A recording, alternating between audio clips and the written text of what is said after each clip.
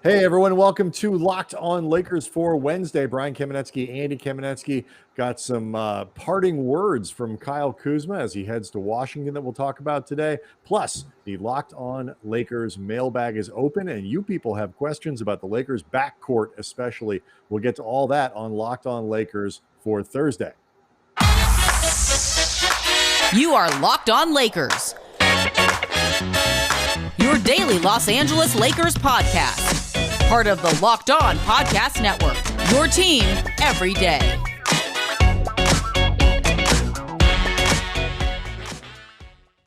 First, want to let you know that Thursdays on the Locked On NBA podcast, Jackson Gatlin and Matt Moore are telling you whose NBA stock is up and whose NBA stock is down. Follow the Locked On NBA podcast today on YouTube, wherever you get your podcasts. Andy, lots to do today, but first, we have to start with the Department of Corrections and Retractions. We made a mistake last night in Wednesday's show with Andy and Sam about Kent Bazemore and Steph Curry and Under Armour. Yeah, and really, I have to say I'm the one that pushed the mistake because I really was the one who openly scoffed the most at the idea of Kent Bazemore having lured Steph to Under Armour and having hooked him up there. I thought, obviously, Steph is the guy that got Bazemore his deal there. Turns out, actually, Bazemore really was the one that hooked Steph up and brought Steph into the company. An interesting story. In 2012, when Bazemore was an undrafted rookie, Under Armour was nowhere close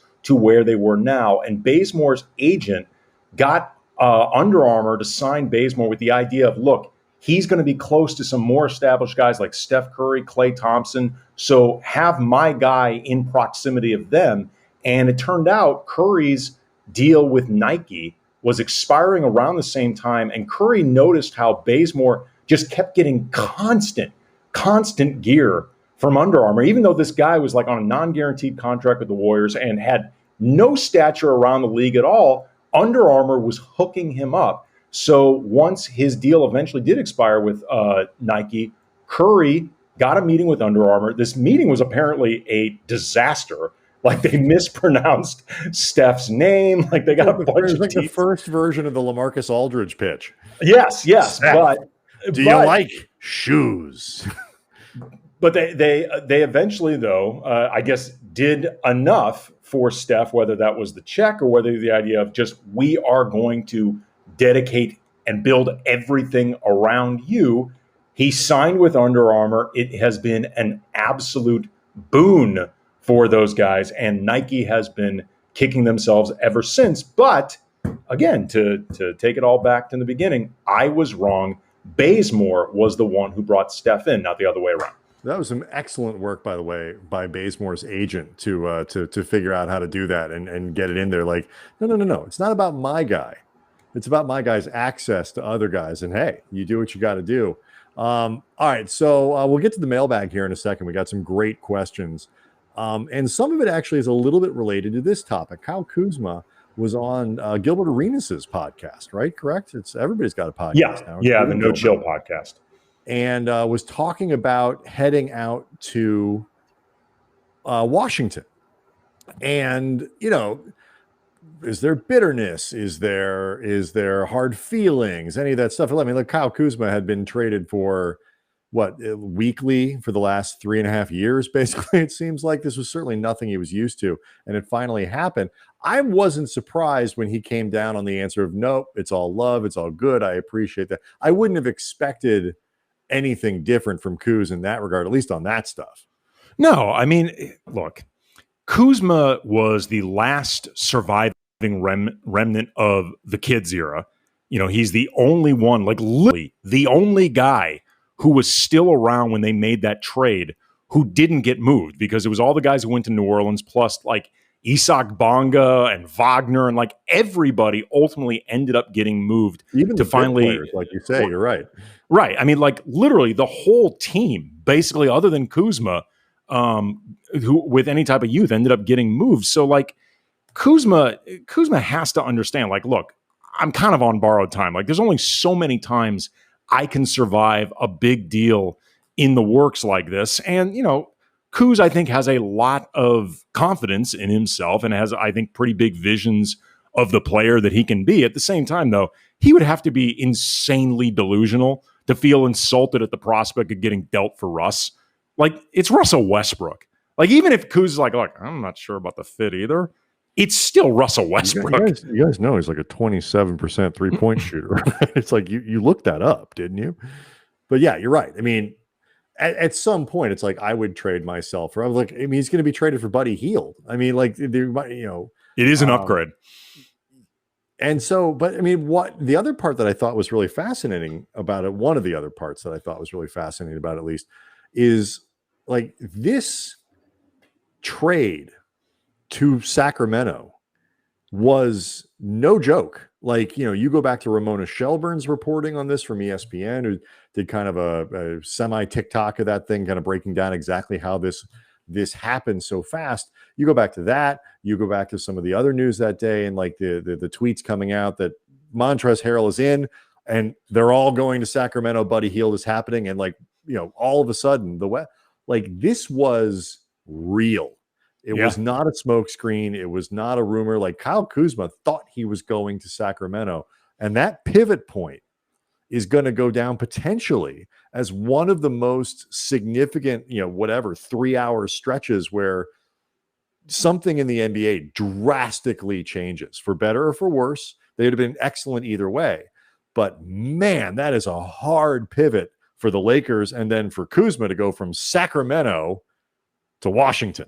Yeah, I mean, I think one element that also really helps Kuzma in terms of wrapping his head around this and being happy ultimately with where this is going is, I mean, Kuzma's been, I think, a good soldier, but he's also been pretty open at the idea of thinking he could be doing more. And by more, I think really, a more primary role with the scoring on a team than he had been doing with the Lakers. Again, to his credit, he'd been doing whatever was asked of him. He was not openly complaining.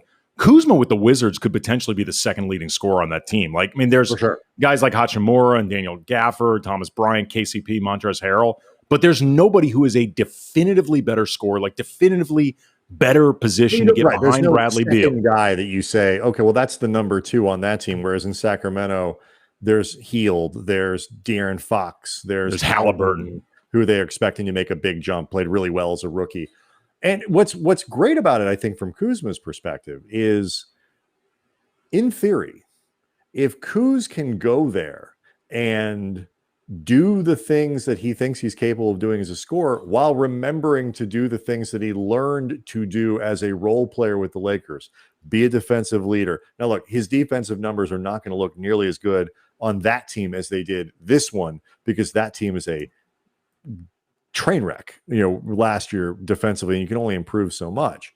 But if he can take some of those habits that he learned in LA on a championship team, and we kind of, it can be cliche and you kind of joke about it, like learning how to win titles, but there is a lot of truth to that. Like, there's the right way to do these things. Yeah, and it's a real opportunity for sure. Yeah, he wants to still be winning, even if he wants a bigger opportunity. He's going to be alongside Bradley Beal, who is a legit superstar and has demonstrated that, he may not be able to carry a team on his back to a championship, but he is at least, if nothing else, capable of carrying a team on his back into the playoff mix. And I think he has a better chance of getting into the postseason with Washington than he does with Sacramento. Before we go, the other really interesting thing about this, though, I think I know where you're going. Yeah, go ahead. Kuzma talking about how, again, it's all love. He's not upset about it. No bitterness. He said, quote, "A couple days after I got traded, LeBron and I were hanging out, chilling." I believe him. Like, I think he's being sincere. At the same time, though, he knows LeBron was a driving force in making this trade happen, even if, again, he's totally insincere that there's no hard feelings on his part. Like, there's got to be an element from Kuz as, like, they're hanging out, sipping, really expensive wine, where Kuzma's like, I know you know. And I know that you know that I know that you know. We all know why this happened. Yeah. He's been walking around for the last couple of years, though, like with the thing going like, look, man, I almost got you out of here the first time. Yeah. Like at some point in that meeting, you think like, he's chilling and hanging out. You think it was like, I got it this time. Like it's the equivalent. If this was like a mob movie It would be the equivalent of. I can give you the exact comparison. It's when Michael Corleone convinces Sonny that he's going to kill McCloskey after the hit on Don Corleone. And he explains why. And he says, it's not personal, Sonny. It's business. Like, even though it was his father that got shot, at the end of the day, this was business in terms of what it meant to the family. I'm sure LeBron likes Kuzma, appreciates his contributions, appreciated the way he put things to the side for the bigger picture and trying to win a championship. And at the end of the day, this was not personal. This was business. Russell Westbrook, in LeBron's mind, gives him a better chance of winning a championship. I was just thinking in terms So when he of whacked Kuz, it was not personal. But it's like the equivalent for me. I was just thinking like it would be the equivalent of Joe Pesci in Goodfellas, like sitting down with the guys who whacked him, like somehow afterwards, like, you know, like he walks. Yeah, that's a bad example because in that case it was personal. When they whacked Pesci in Goodfellas, it was 100% personal because he had whacked Billy Bats. That's true. No, good point. Like, I mean, it was business in the sense that you can't do that. Go mob movie comparisons with Lakers stuff with you. No, you were already going to win that. Yeah, this is my true wheelhouse. Yeah, like if there was a Jeopardy category, Lakers and mob, don't go against me. An episode of Cheers where Cliff gets all the categories. Exactly. That's a timely reference. Okay. But this is that's your wheelhouse. A question. Cheers is a legit show. Even the kids know what Cheers is. Maybe I've never seen it, but I think they know what it is. This issue with Kuz, though, and this story with Kuz is actually tightly related to the first mailbag question that we got. And it's all about how the Lakers are constructed and how they will be constructed in the future, and whether or not we'll ever see another group of Kuzmas. We'll do that next. Locked On Lakers brought to you by DirecTV Stream. So here's the scenario. You've got one device that lets you catch the game live, another one that lets you stream your favorite shows. You're watching sports highlights on your phone, and then you got your best friend's sister's boyfriend's brother's girlfriend who heard from this guy who knows this kid who's going with the girl, her login for the good stuff. There's a simpler way to get all the entertainment you love without the hassle, a great way to finally get all your TV together. It's called DirecTV Stream, and it brings your live TV and on-demand favorites together like never before, so you can watch all your favorite sports, movies, and shows in one place. No more juggling remotes, no more need to buy another device ever again. Best part, there is no annual contract. So get rid of the clutter and the confusion. Get your TV together with DirecTV Stream. You can learn more at directtv.com. That's directtv.com. Compatible device required. Content varies by package. I'll be honest with you there. For a second, I thought you were going to go and like somehow weave in my best friend's sister's boyfriend's brother's girlfriend saw Ferris pass out of 31 Flavors last night. I thought you were going to weave that in. That would have been too ambitious. That would have been. I was ready to be blown away. Yeah, it is a wise man, Brian, that knows his limits. Oh, for sure. All right, so let's dive into the mailbag. You can always reach us at Cam Brothers on Twitter, KamenetzkysBrothers@gmail.com. Of course, leave a 5-star review for us on the iTunes page, the Locked On Lakers iTunes page, and we'll read your question. It doesn't even have to be a good one at that point. This first one, though, is, like I said, related to what we were just talking about from Jay Taylor at JTay1435. This is what happens when your name is Jay Taylor. Like, there are too many of them on Twitter. At what point did the Lakers stop doing year-to-year contracts and build a team for longevity? I'm a Lakers fan first, but it's hard lately to support the team versus the team. Meaning, like, you know, you have a bunch of guys coming in and you don't get any loyalty to players, can't kind of build up some affection for players like you did. Perhaps Kuzma and Randall and, you know, B.I. and Lonzo, Larry Nance Jr. Right. Like, you have the vision. Granted, they weren't here that long, but you have the vision of like what it could be as they all come together. I have my thoughts. Yours, Andy? The shortest possible answer is when LeBron retires. And then if you want to lengthen that a little bit more, that answer could become when AD retires, because he's going to be in his prime or still in his prime when LeBron eventually retires. And, you know, maybe he decides he wants to go back to New Orleans and win them a title like LeBron in Cleveland. But they have to maximize the windows of LeBron and AD. And whether you find that aesthetically or emotionally enjoyable, and by the way, I get it from the perspective of fans Oh, that sure. No, don't. you want to have that kind of emotional attachment. Right. I Absolutely totally get it. But there's no point to having these guys, particularly LeBron, on this roster playing at this level if you are not going to milk it for every ounce that it's worth. It's pointless otherwise. Yeah, I completely agree with you. And I mean, my answer to that question is very similar. The answer is never on purpose. Yeah. It might happen. I mean, look, the Yeah. Lakers, it happened the first time when we were there doing post-game shows for the whole goddamn thing. And I would like to remind everyone, those teams sucked. So while you can develop affection for the youngsters, and that it generally speaking doesn't come together until you get those other players, and even then it doesn't always do it. So the stars, I mean, it came together for Phoenix, but they had really transcendent guys, certainly in Booker and some other ones. Well, and they also had fit, and this is good management and good timing in a lot of and things. Also, though, this is a really key component.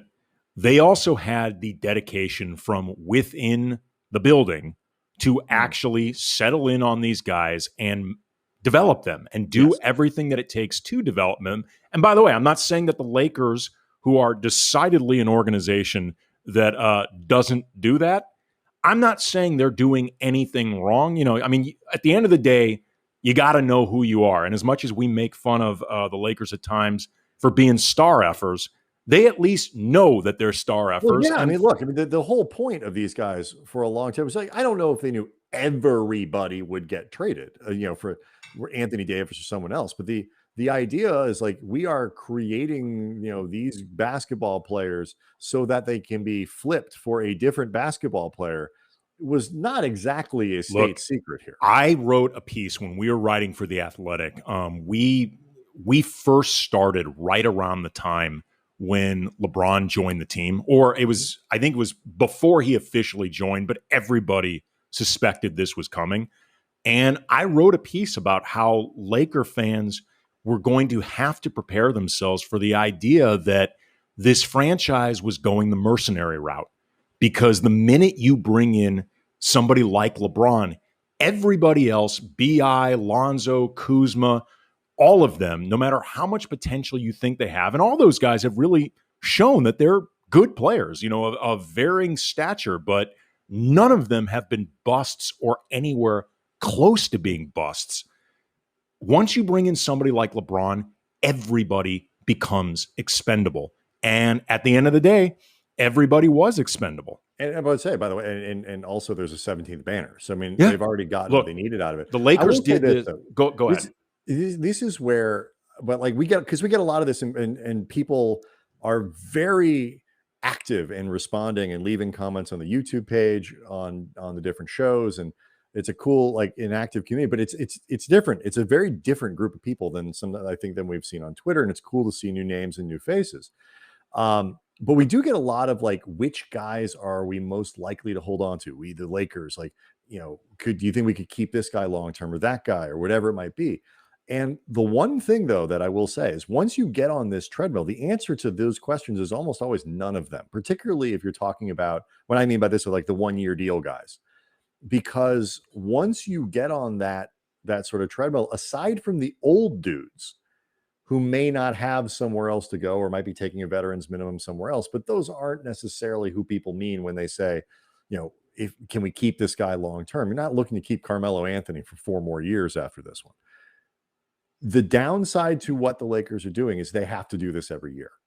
As long as LeBron keeps playing, as long as Russ is here, as AD is here, certainly next offseason, it's going to be a repeat of this one. And particularly Kendrick Nunn is an option, correct? So I believe he does, yeah. So if he opts out or something like that, the Lakers can keep him if they want to. But all these other 1-year guys, if Malik Monk plays really well, he's almost certainly going to end up somewhere else. Kent Bazemore, if he plays really well, very likely could end up somewhere else. And so the challenge and the downside to doing this thing with this many stars is you have to do what Rob Pelinka did this offseason, every offseason, And even as well as they did this year, it's like, what the limitations are of the guys that you're signing. You just hope it's not that big a deal because you're surrounding them with three, transcendent all NBA caliber guys, and two of whom are even, at the very, very top of that. But it is an interesting aspect of this. Like, you do put yourself on a treadmill that the Suns aren't on, that Utah isn't on, the Bucks aren't on, the Bucks aren't, that you hope you can keep going with. For the long term. And look, as far as the emotional attachment goes, and I am I'm a much bigger Laker fan, like in real life, than you are, Brian. Like IRL, as the kids say. Yeah, I mean, I was a big fan of the franchise long before I was doing anything professional with them. Like, I get the idea of being emotionally attached to guys who either start out with the organization or, for all intents and purposes, might as well have. Like, this is something I know we're eventually going to get to with a mailbag question down the line, or a what if thing. But fans are still pissed off about Eddie Jones getting traded. Like, they're still mad. Like, they are still mad, even though that cleared space for Kobe to be the unquestioned focal point guard of that team. They won 3 championships. Kobe won 2 more. Like, clearly that trade in the end worked out just fine. Fans are still pissed about that because they loved Eddie Jones, and there's an attachment that you can have to players that were your own, that I'm not saying it can never be replicated, because fans grew emotionally attached to, like, Lamar Odom, to Pau Gasol, to other guys, but it's different though. And I think this is among the many things that becomes exciting for fans about Talen Horton-Tucker. It's not just the idea that he could be really good. He could be really good and one of ours. And it's one of the reasons people like Caruso, is because that's a great story. I mean, at least THT was drafted. I mean, Caruso was a G League, project that they found, and all of a sudden became this. I mean, that's part of the reason that fans really, like the guy. I mean, and so there was a lot of that. All right, well, we got some other really good mailbag questions, including one about THT, that we'll try to get to, but we'll keep on the mailbag and look at who's going to start at the 2 next year. It's actually kind of an interesting question. We'll do that next. Locked On Lakers brought to you by Built Bar, the best tasting protein bars ever. Bars covered in 100% chocolate, soft, easy to chew, not like the deadbeat ones that require like a hammer and a chisel and really a chainsaw. It's the absolute worst. But Built Bars, easy to chew, and they're healthy. They taste great. They're great for health conscious people, whether you're into the keto thing, if you're going for something low calorie, low sugar, high protein, high fiber, and they taste great as always. You've got the 12 original flavors like raspberry, coconut almond, salted caramel, banana bread, new flavors like cherry barcia, lemon almond cheesecake, cookies and cream. They're great for someone like me who just likes cool, different, unique flavor combinations, that doesn't want to feel like they're bored eating the same thing over and over. So go to BuiltBar.com, use the promo code LOCK15. You get 15% off your first order. Again, promo code LOCKed15 for 15% off at BuiltBar.com. Andy, it's that time of year. All eyes turning to football as teams are back on the gridiron to start the season. It starts tonight, Andy. You just had a draft and you got graded poorly by the computer. I did. Wednesday I had a fantasy draft that I got, but that happens to me a lot. And we'll see what my grade is at the end of the year. That's what matters. Remember, fantasy isn't played on paper. That's right.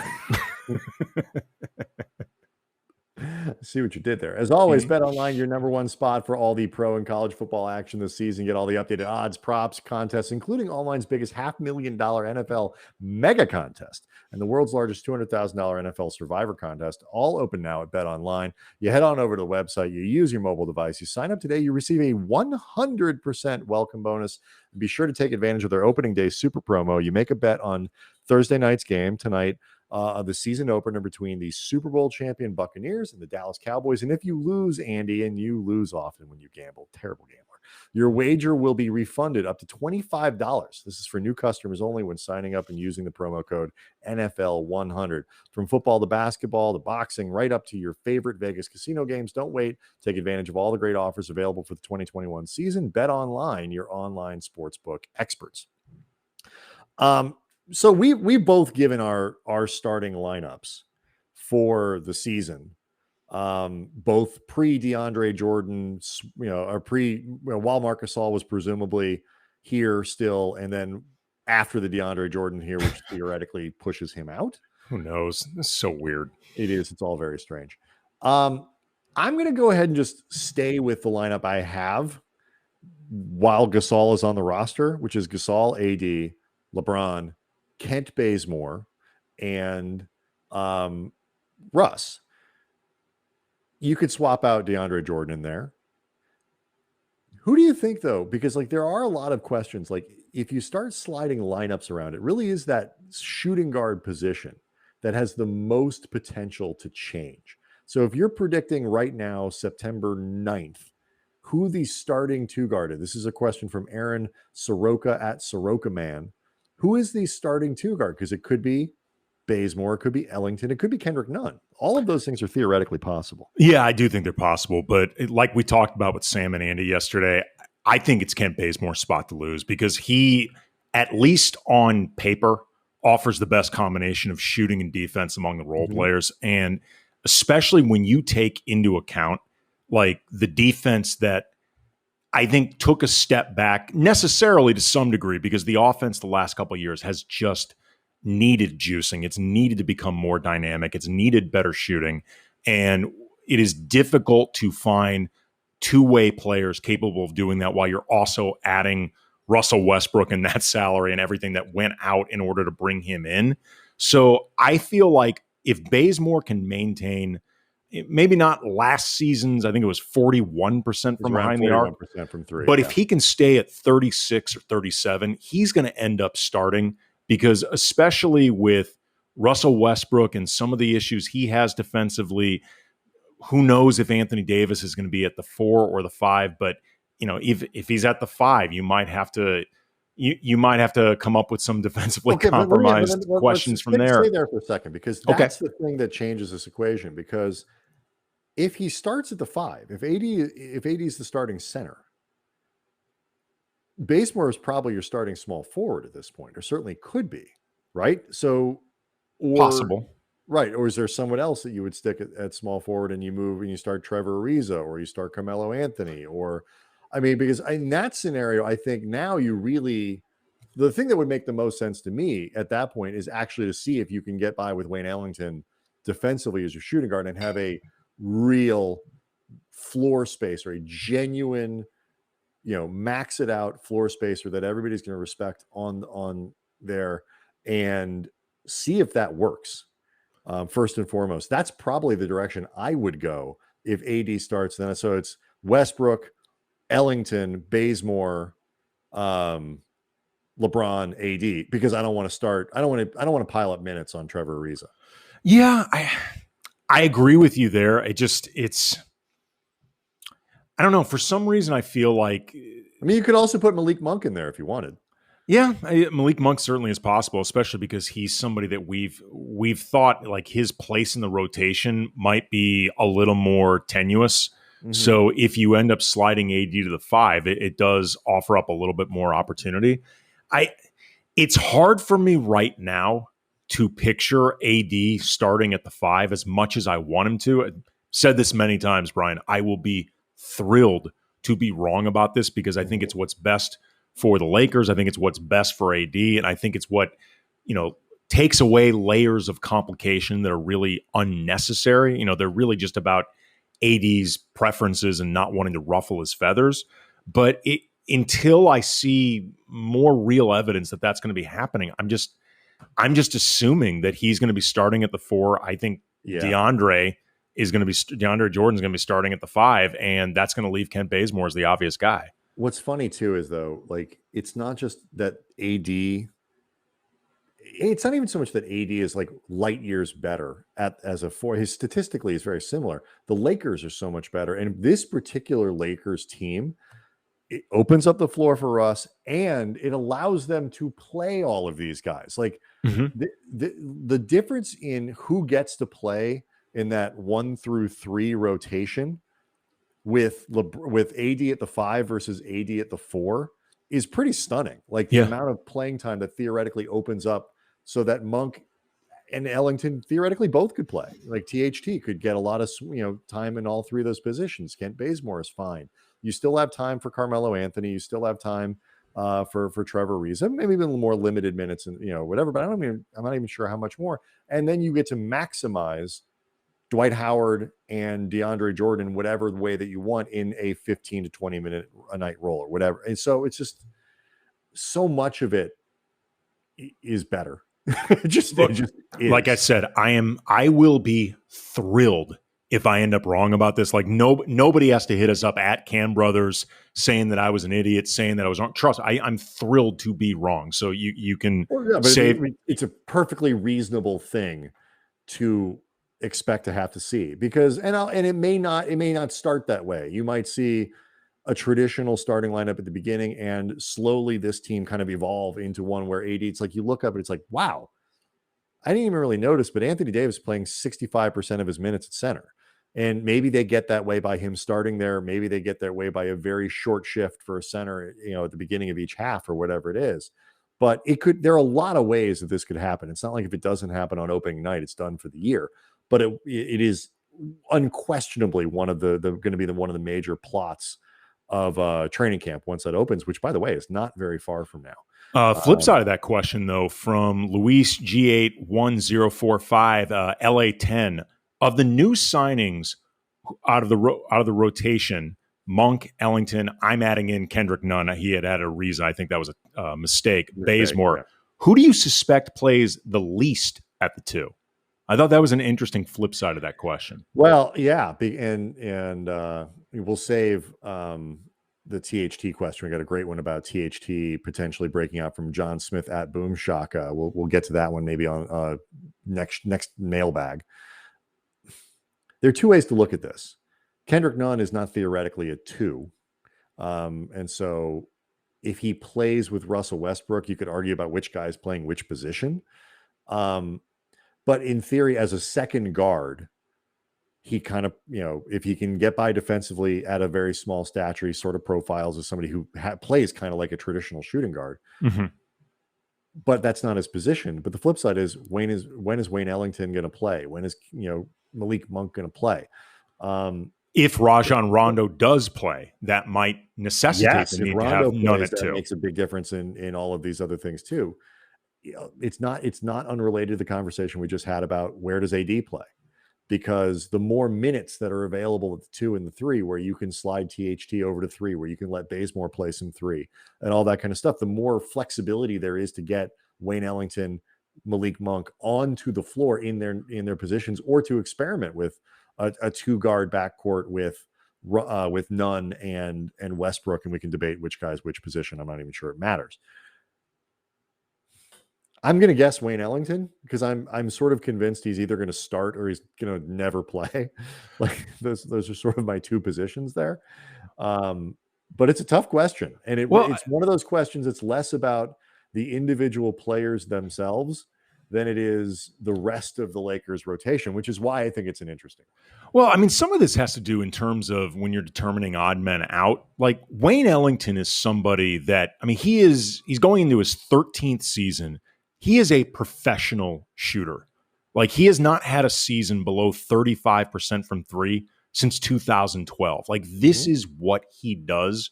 And he feels to me like somebody that could go 2 weeks without playing, and then you put him into a game and he hits 3 threes and a half.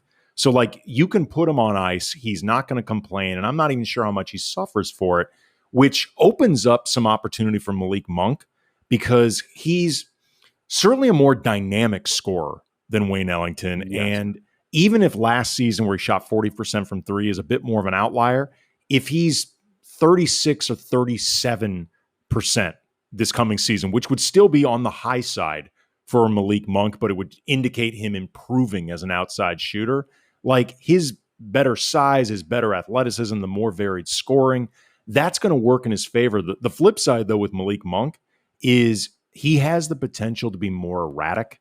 And with a team like this, Wayne Ellington is much easier for Frank Vogel to scheme around, because everything that he...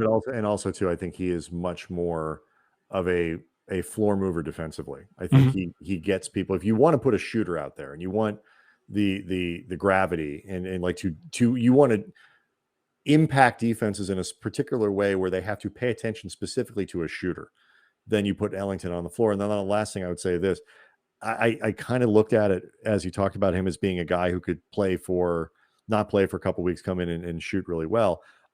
That's certainly possible. I will say loosely, and I just looked this up, there does loosely seem to be a sort of a correlation to the more he plays, the higher the 3-point percentage.